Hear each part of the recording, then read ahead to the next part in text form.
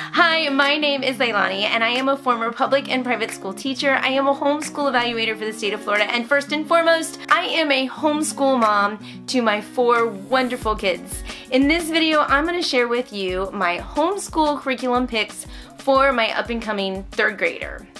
That's right, it is that time of year again to share with you what I'm going to start working with my kids on in the fall. So let me share with you, we're going to go through the core subjects. I'm going to give you some feedback on all of them because a lot of these I've actually already used with some of my other kids, and since I am a homeschool evaluator, all of these I've seen. And if you're interested, if you live in the state of Florida and you're looking for a homeschool evaluator, I have all my information down below in the description box. But let's get started because we got some books to go through. So the first one is going to be math. It is an online program that I'm absolutely in love with. I have a video on this one if you want to find out more information, but it's teaching textbooks. She is now officially old enough, 3rd grade, to do teaching textbooks, and that's where it all starts. We have worked with her on Right Start Math, which was absolutely amazing. However, it was a lot of work on my part, but it got the job done. And this year we spent some time with Horizon. So now it's time to do teaching textbooks because I do that with my older kids and I thoroughly enjoy it. I think it's gonna fit really well with her. Now I am also going to be putting her into a math game type class at the homeschool co-op that we currently go to. I love math games. It's not the base of our math curriculum. Our full math curriculum is teaching textbooks, but the game class is gonna be there kind of to supplement that math, but also just for her to have fun and get some of that, you know, homeschool co-op, social interaction, make friends kind of thing.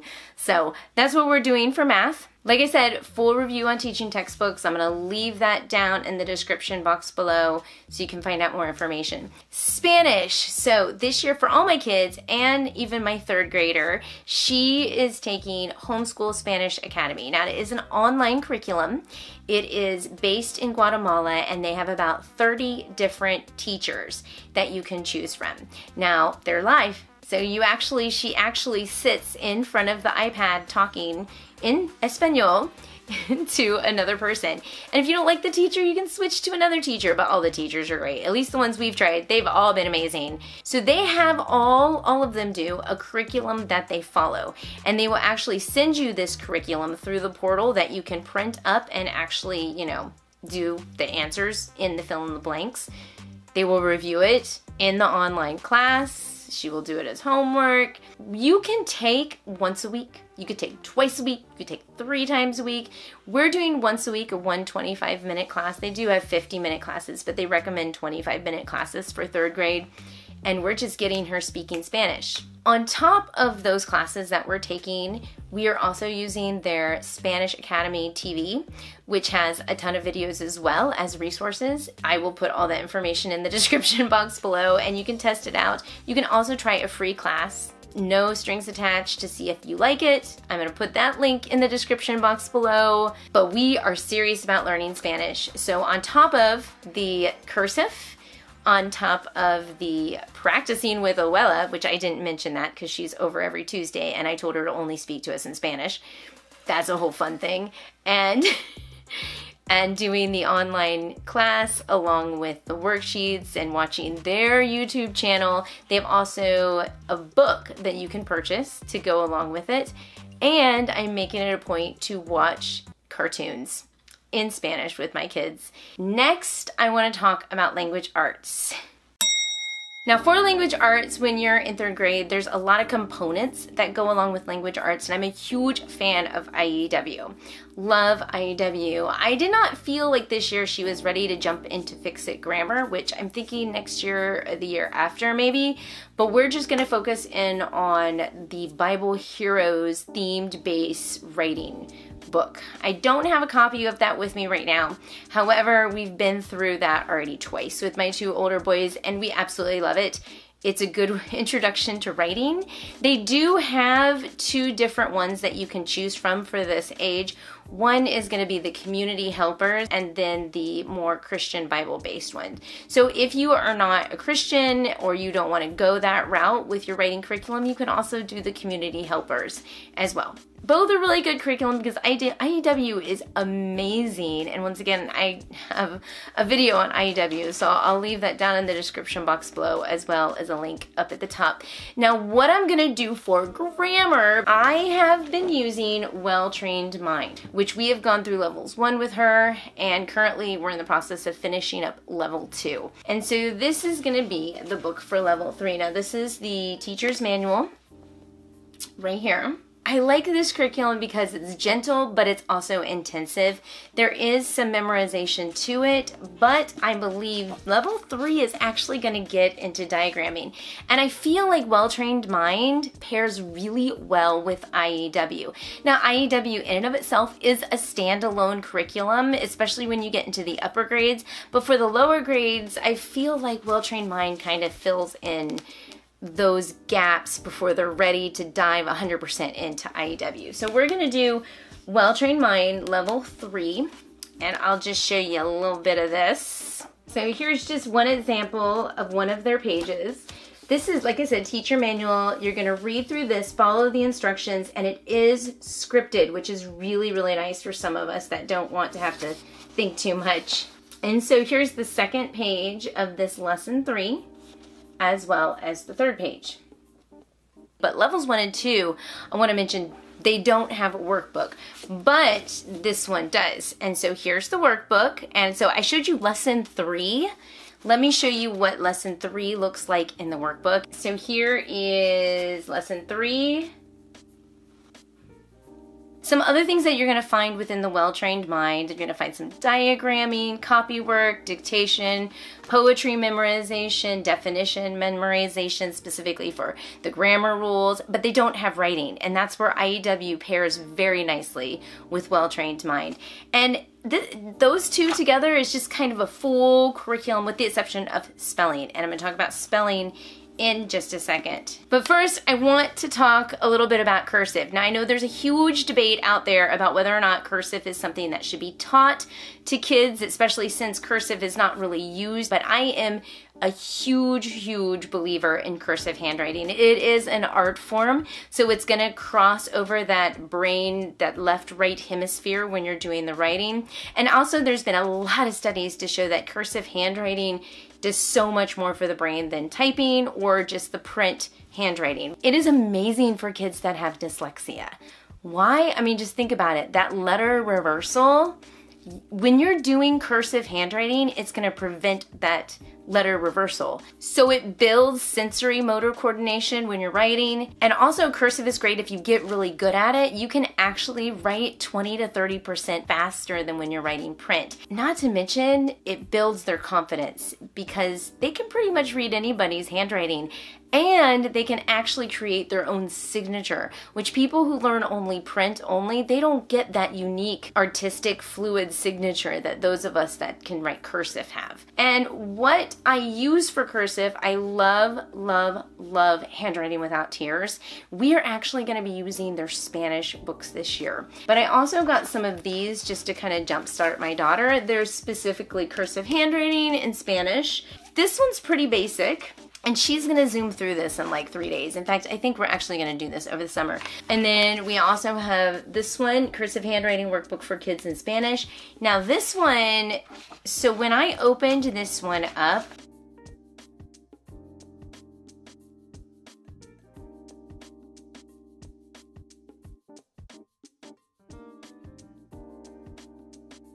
so what I did is I went ahead and I wrote some sentences using that word that they're teaching in this lesson. So she's not stuck just writing A's straight across the page.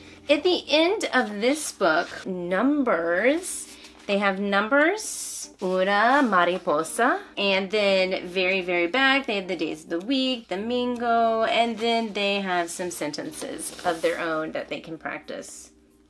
So this is what we're doing to practice our cursive, because at this point with her being in 3rd grade, she knows her handwriting and she just needs to practice and keep it up. Now with my other kids, and as she gets older, it's gonna be like, hey, I want your papers in cursive. And I do that with my son. I don't have his paper up here, but I could show you that my 4th grader just did a paper for me and all of it's in cursive. So big fan of cursive handwriting. Crosses right brain, left brain. It's artistic, and I think art is something that's really, really important. I think you need that for whole brain learning.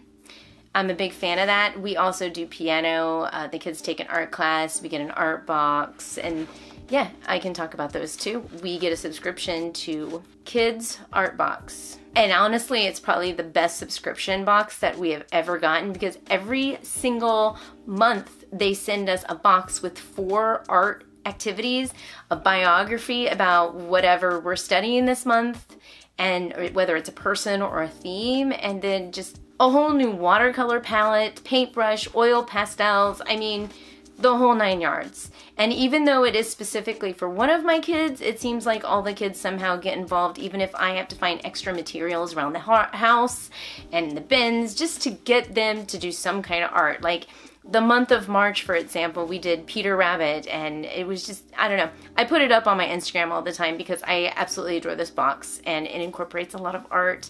And I love that. We also do music. All of my kids work on piano. Hannah is my 3rd grader, by the way. She's gonna be continuing doing piano. We use Simply Piano.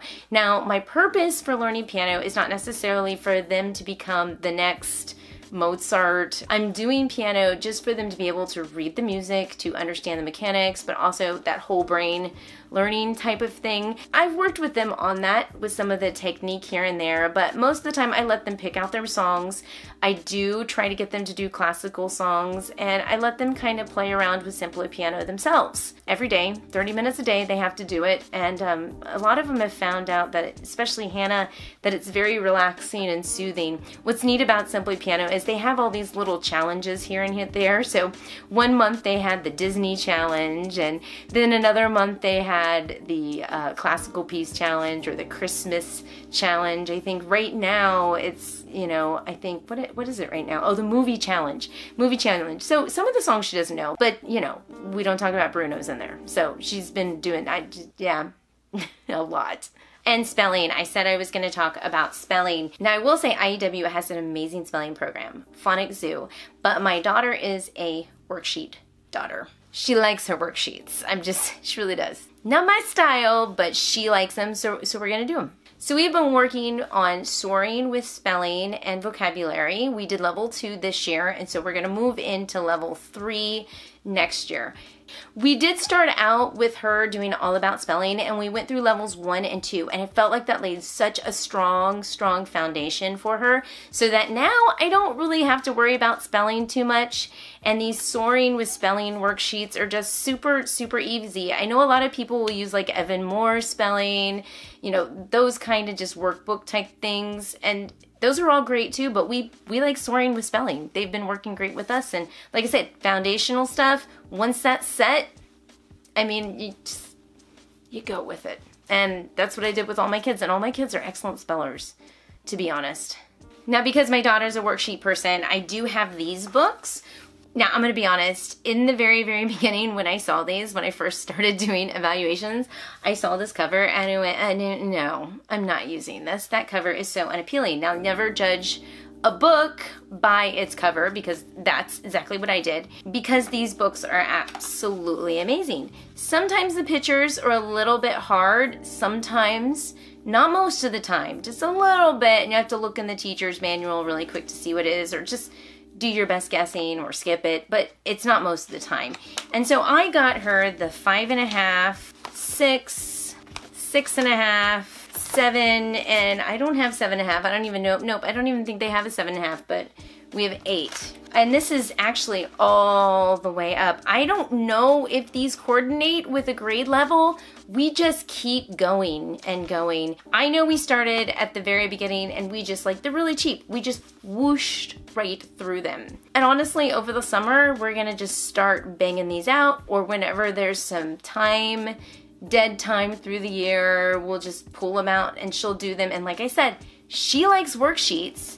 She likes these. She'll do like 10 pages in one sitting. So in all honesty, we don't actually need these. These are just a little bit of extra extra supplementary stuff to kind of help give her that worksheet feel, because that brings her comfort, I've noticed. And I've said that several times. She likes the worksheets. And some kids are like that. You'll find that when they're writing stuff down, it does some imprintation in their memory and it sticks easier with them. So another thing that I did not mention that I really feel like I need to mention, a lot of parents do feel like they're stuck with following the public school year to a T.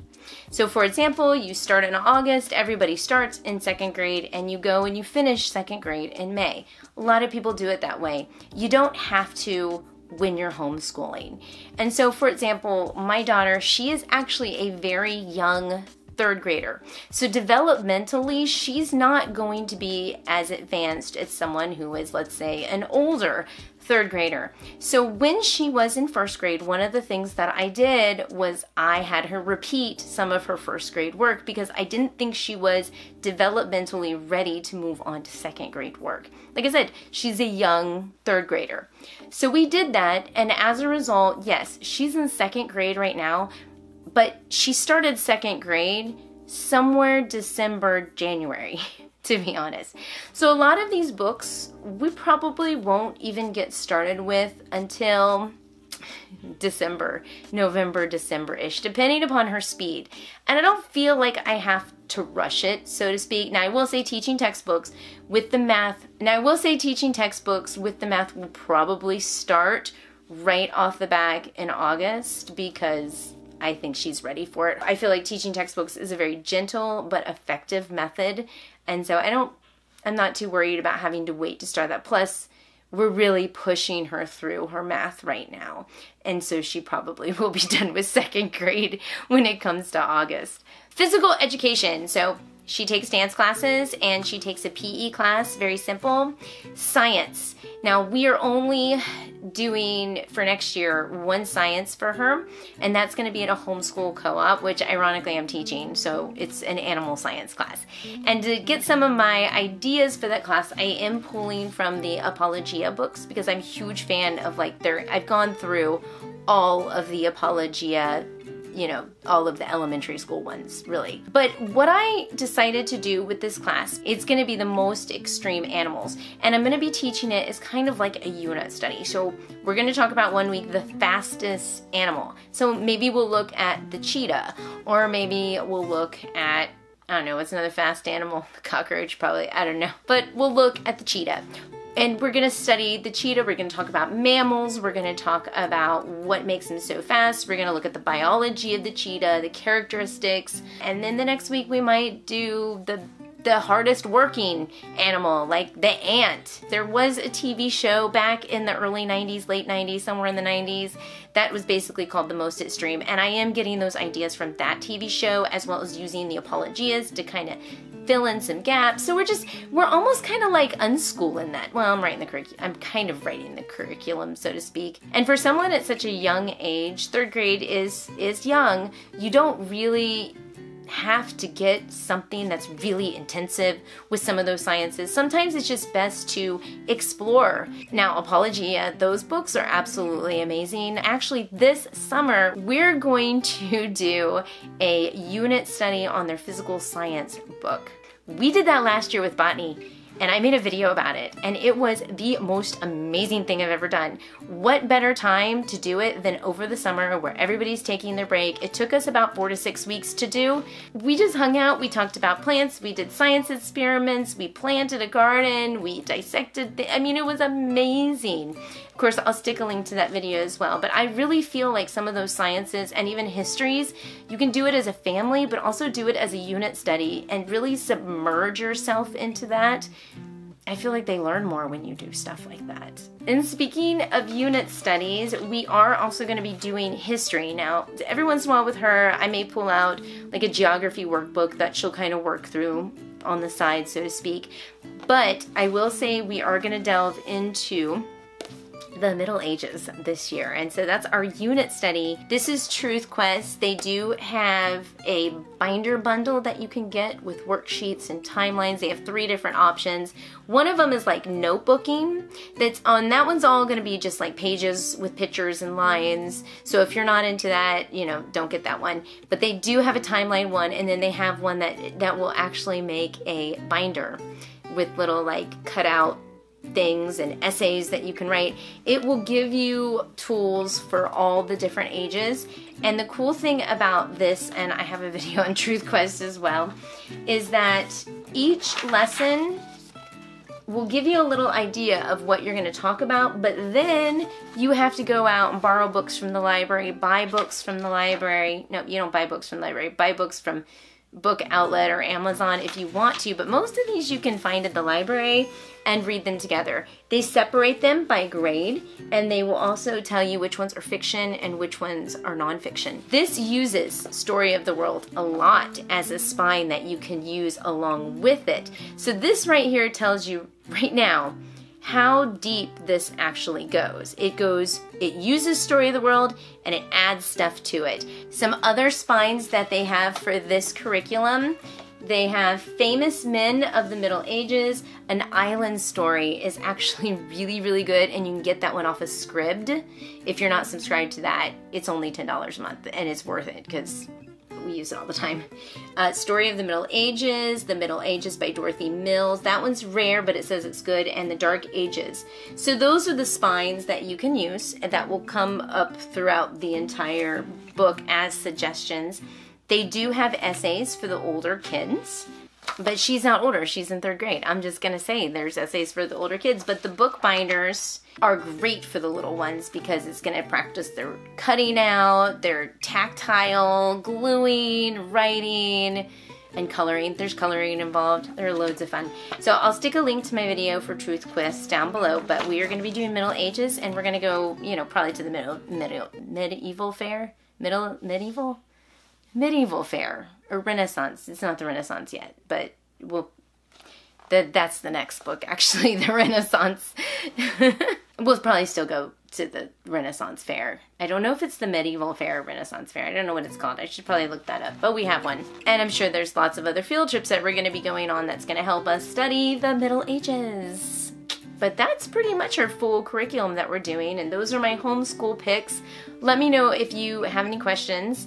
Once again, my name is Leilani, and this is my channel, Living with Eve. Do go to my channel page, find out what we're about. It's our journey, and we're learning from each other, so I love it when you guys leave comments in the description box below. I love it. I read it. Other people love it too. So check out the party down below, and I will see you guys in our next video. Bye!